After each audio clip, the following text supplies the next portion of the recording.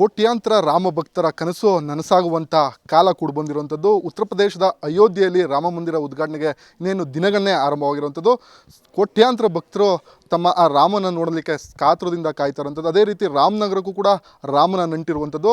ರಾಮನಗರದ ರಾಮದೇವರ ಬೆಟ್ಟದಲ್ಲಿ ಅಂದರೆ ವನವಾಸ ಬಂದಂಥ ಸಂದರ್ಭದಲ್ಲಿ ರಾಮ ಇಲ್ಲಿ ನೆಲೆಸಿದ್ದ. ಒಂದಷ್ಟು ವರ್ಷಗಳ ಕಾಲ ಈ ಬೆಟ್ಟದಲ್ಲಿ ಸಪ್ತ ಋಷಿಗಳ ಬೆಟ್ಟದಲ್ಲಿ ವಾಸವಿದ್ದು ತಂಗಿದ್ದು ತನ್ನ ವನವಾಸವನ್ನು ಇಲ್ಲಿ ಮಾಡಿದ್ದ ಅಂತೇಳಿ ಈಗ ಇತಿಹಾಸ ಇರುವಂಥದ್ದು. ನೀವು ಕೂಡ ದೃಶ್ಯಗಳನ್ನು ನೋಡ್ಬೋದು. ರಾಮದೇವರ ಅಂದರೆ ಸಪ್ತ ಋಷಿಗಳ ಮಧ್ಯೆ ರಾಮ ಇಲ್ಲಿ ಬಂದು ವನವಾಸ ಮಾಡಿದ್ದ ಸೀತಾಮಾತೆ ಜೊತೆ. ಈ ಕೊಳ ಏನು ಕಾಣ್ತಿದೆ, ಈ ಕೊಳ ಅಂದರೆ ಸೀತಾಮಾತೆ ಸ್ನಾನ ಮಾಡಲಿಕ್ಕೆ ರಾಮನ ಕೇಳಿದಂಥ ಸಂದರ್ಭದಲ್ಲಿ ಸೀತಾಮಾತೆಗೆ ಬಿಲ್ಲಿಂದ ಒಂದು ಜಾಗವನ್ನು ಗುರುತಿಸಿ ಇಲ್ಲಿ ಒಂದು ಕೊಳವನ್ನು ಮಾಡಿರುವಂಥದ್ದು. ಈ ಕೊಳದಲ್ಲಿ ಯಾವುದೇ ಕಾರಣಕ್ಕೂ ಎಂಥ ಸಮಯದಲ್ಲೂ ಕೂಡ ನೀರು ಬತ್ತೋಗದೆ ಇರುವಂಥದ್ದು, ಎಲ್ಲ ಸಮಯದಲ್ಲೂ ಕೂಡ ನೀರು ಹಾಗೆ ಇರುವಂಥದ್ದು. ಇದಕ್ಕೆ ರಾಮತೀರ್ಥ ಅಂತೇಳಿ ಹೆಸರು ಇರುವಂಥದ್ದು. ಈ ಕಡೆ ದೃಶ್ಯಗಳು ನೋಡೋದಾದರೆ ನಿಮಗೆ ಅಂದರೆ ಬಂಡೆಗಳು ಕಾಣುವಂಥದ್ದು. ಸಪ್ತ ಋಷಿಗಳು ಅಂದರೆ ಸೀತಾಮಾತೆ ಸ್ನಾನ ಮಾಡುವಂಥ ಸಂದರ್ಭದಲ್ಲಿ ಆ ಋಷಿಗಳು ನಗ್ತಾ ಇರ್ತಾರೆ. ಅವ್ರನ್ನ ಕಲ್ಲು ರೂಪದಲ್ಲಿ ಮಾಡಿ ರಾಮ ಒಂದು ರೀತಿ ಸಪ್ತ ಋಷಿಗಳ ರೀತಿ 7 ಕಲ್ಲುಗಳನ್ನು ಬಂಡೆಗಳನ್ನಾಗಿ ಮಾಡಿರುವಂಥದ್ದು. ಅಂದರೆ ರಾಮನ ವನವಾಸಕ್ಕೆ ಬಂದಂಥ ಸಂದರ್ಭದಲ್ಲಿ ಇಲ್ಲಿ ಒಂದಷ್ಟು ವರ್ಷಗಳ ಕಾಲ ತಂಗಿ ಇಲ್ಲಿ ಕೂಡ ಒಂದು ರಾಮ ನೆಲೆಸಿದ್ದ. ಅಂದರೆ ರಾಮನ ಕುರುಹುಗಳು ಒಂದಷ್ಟು ಇದೆ ಅಂತ ಹೇಳೋದು. ಸದ್ಯ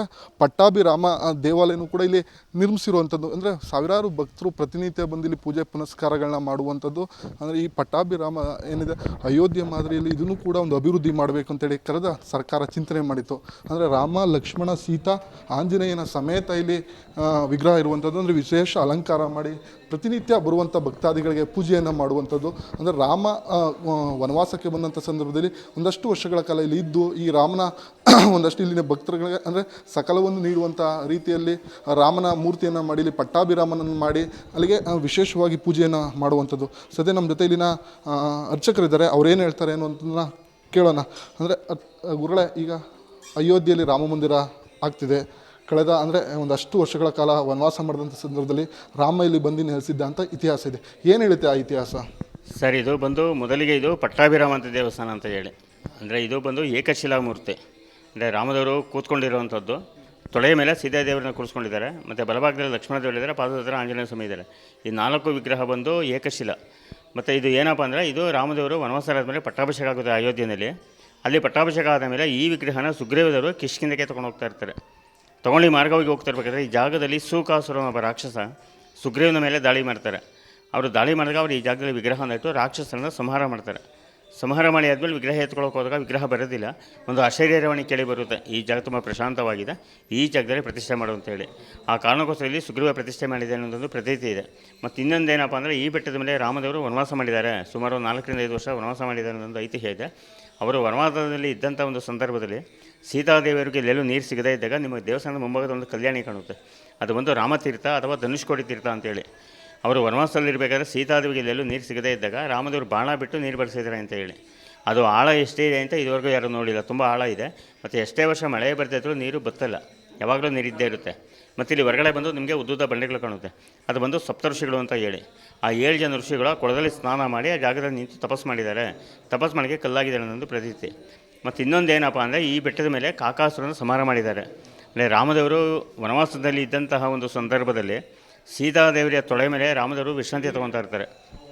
ವಿಶ್ರಾಂತಿ ತೊಗೊತಾ ಇದ್ದಾಗ ಕಾಕಾಸುರನ ಒಬ್ಬ ರಾಕ್ಷಸ ಕಾಗೆ ರೂಪದಲ್ಲಿ ಬಂದು ಸೀತಾದೇವ್ರ ಸ್ತನವನ್ನು ತನ್ನ ಕೊಕ್ಕಿನಿಂದ ಚುಚ್ಚುತ್ತಾ ಇರ್ತಾರೆ. ಅವರೇನು ಮಾಡ್ತಾರೆ, ರಾಮದೇವರಿಗೆ ನಿದ್ರಾಭಂಗ ಮಾಡಬಾರ್ದು ಅಂತಾರೆ. ಆ ನೋವನ್ನು ಸಹಿಸ್ಕೊತಾರೆ. ಅಂದರೆ ಒಂದು ರಕ್ತದಹನಿ ರಾಮದೇವರ ಹಣೆ ಮೇಲೆ ಬಿದ್ದಾಗ ಕಾಗೆಗೆ ಎಚ್ಚರ ಆಗುತ್ತೆ.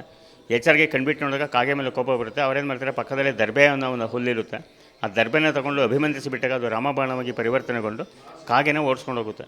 ಕಾಗೆ ಏನು ಮಾಡ್ತಾರೆ, ಎಲ್ಲ ದೇವತೆಗೂ ಮೊರೆ ಹೋಗುತ್ತೆ ಜೀವದಾನಕ್ಕೋಸ್ಕರ.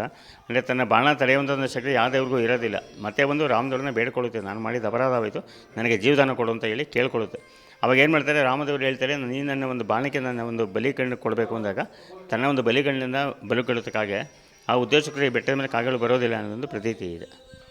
ಈಗ ಕೋಟ್ಯಾಂತರ ಭಕ್ತರು ಕಾಯ್ತಿದ್ರು. ಅಯೋಧ್ಯೆಯಲ್ಲಿ ರಾಮ ಮಂದಿರ ಉದ್ಘಾಟನೆ ಆಗ್ತದೆ, ಇಲ್ಲೂ ಕೂಡ ರಾಮನ ಕುರುಹುಗಳಿದೆ. ಅದು ಹೇಗನ್ಸುತ್ತೆ ಸರ್? ಇದೆ ಅಂದರೆ ಅದು ನಮ್ಮೊಬ್ಬರಿಗೆ ಅಂತಲೇ ಪ್ರತಿ ಇಡೀ ಪ್ರಪಂಚಕ್ಕೆ ಆದ ಒಂದು ಹೆಮ್ಮೆ ತರುವಂಥ ವಿಚಾರ. ಎಲ್ಲ ನಾವು ಸಹ ಅದನ್ನು ಎದುರು ನೋಡ್ತಾ ಇದ್ದೀವಿ. ಮತ್ತು ಬರುವಂಥ ಭಕ್ತಾದಿಗಳು ಸಹಿತ ಅಲ್ಲಿಗೆ ಅಯೋಧ್ಯೆಗೆ ಹೋಗೋಕ್ಕೆ ಆಗದೇ ಇರುವಂಥ ಒಂದು ಭಕ್ತಾದಿಗಳು ಇಲ್ಲಿ ಬಂದು ಇಲ್ಲಿ ಶ್ರೀರಾಮನ ದರ್ಶನವನ್ನು ಮಾಡಿದರೆ ಅಲ್ಲಿ ಹೋಗಿ ಪೂಜೆ ಮಾಡಿ ಇದು ಪುಣ್ಯ ಮಾಡಿದಷ್ಟು ಒಂದು ಪುಣ್ಯ ಬರುತ್ತೆ ಅನ್ನೋ ಒಂದು ಮನಸ್ಸಿನಲ್ಲಿ ಇಟ್ಕೊಂಡು ಇಲ್ಲಿ ಬಂದು ಇಲ್ಲಿ ಸ್ವಾಮಿ ಎಲ್ಲರಿಗೂ ಅನುಗ್ರಹ ಆಗುತ್ತೆ. ದಯವಿಟ್ಟು ಇಲ್ಲೇ ಬಂದು ಇಲ್ಲಿ ದೇವ್ರ ದರ್ಶನ ಮಾಡ್ಬೋದು. ಮತ್ತು ಅಲ್ಲೂ ಆಗದೆ ಇರೋರು ಬಂದು ಇಲ್ಲಿ ಮಾಡಿ ಇದು ಮಾಡಿದ್ರೆ ಇಲ್ಲ ಮನಸ್ಸಲ್ಲಿ ಏನೇ ಅನ್ಕೋದು ಸಂಕಲ್ಪ ಏನೇ ಮಾಡ್ಕೊಂಡೋದು ಅದು ಒಳ್ಳೆಯದಾಗುತ್ತೆ ಅಂತ ಒಂದು ಪ್ರತೀತಿ ಇದೆ. ಕಳೆದ ಸರ್ಕಾರ ಇದನ್ನು ದಕ್ಷಿಣ ಅಯೋಧ್ಯೆ ಮಾದರಿಯಲ್ಲಿ ಮಾಡಬೇಕು ಒಂದಷ್ಟು ಪ್ಲಾನ್ಗಳನ್ನ ರೂಪಿಸಿತ್ತು. ಎಲ್ಲಿಗೆ ಬಂತದು ಏನು ಅಂತ? ಸರ್ ಅದೇ BJP ಸರ್ಕಾರ ಇದ್ದಾಗ ಎಲ್ಲರೂ ಬಂದು ಅಶ್ವತ್ಥ ನಾರಾಯಣ ಅವರು ಇರ್ಬೋದು, ಇಲ್ಲ ಗೌತಮ್ ಗೌಡ ಆಗಿರ್ಬೋದು, ಅವ್ರು ಬಂದು ಇದೆಲ್ಲ ನೋಡ್ಕೊಂಡೋಗಿ ಎಲ್ಲ ಸರ್ವೆ ಮಾಡಿ ಎಲ್ಲ ಇದು ಮಾಡಿದ್ರು. ಬಜೆಟ್ ಸಹಿತ ಘೋಷಣೆ ಮಾಡಿದ್ರು ಈ ದಕ್ಷಿಣ ಅಯೋಧ್ಯೆ ಮಾಡಬೇಕು, ಇದು ತುಂಬ ಪುರಾಣ ಪ್ರಸಿದ್ಧವಾದ ಒಂದು ಐತಿಹ್ಯ ತಾಣ, ಪ್ರವಾಸಿ ತಾಣ, ಇದನ್ನು ತುಂಬ ಅಭಿವೃದ್ಧಿ ಮಾಡಬೇಕು ಅಂತ ಹೇಳಿ ಅವರೆಲ್ಲ ಸಂಕಲ್ಪ ಮಾಡ್ಕೊಂಡು ಹೋದರು. ಅಷ್ಟರಲ್ಲಿ ಸರ್ಕಾರ ಬದಲಾದ ಮೇಲೆ ಇನ್ನೂ ಯಾವುದೋ ಕಾರ್ಯರೂಪಕ್ಕೆ ಬಂದಿಲ್ಲ, ಅದಷ್ಟಲ್ಲೇ ನಿಂತಿದೆ. ಮುಂದೆ ಏನಾಗುತ್ತೋ ಅನ್ನೋದನ್ನು ನಾವು ಕಾದು ನೋಡಬೇಕು. ಇದಿಷ್ಟು ಅರ್ಚಕರು ಹೇಳುವಂಥದ್ದಂದರೆ ಕೋಟ್ಯಾಂತರ ಭಕ್ತರು ಕನಸನ್ನು ಕಾಣ್ತಾ ಇದ್ರು ಅಯೋಧ್ಯೆಯಲ್ಲಿ ರಾಮ ಮಂದಿರ ಆಗ್ತಿದೆ ಅಂತ. ಜೊತೆಗೆ ಇಲ್ಲಿ ಪಟ್ಟಾಭಿರಾಮ ಏನು ದೇವಾಲಯ ಇದೆ, ಇದು ಅಲ್ಲಿಗೆ ಹೋಗದೇ ಆದಂಥ ಭಕ್ತರು ಇಲ್ಲಿ ಬಂದು ಕೈಯನ್ನು ಮುಗಿದು ಬೇಡ್ಕೊಂಡ್ರೆ ಶ್ರೀರಾಮ ಎಲ್ರಿಗೂ ಕೂಡ ಸಕಲವನ್ನು ಕೊಡ್ತಾನೆ ಅಂತೇಳಿ ಹೇಳ್ತಾ ಇರುವಂಥದ್ದು. ರಾಮನಗರದಿಂದ ಪ್ರವೀಣ ಮ್ಯಾಚ್, ಪವರ್ TV.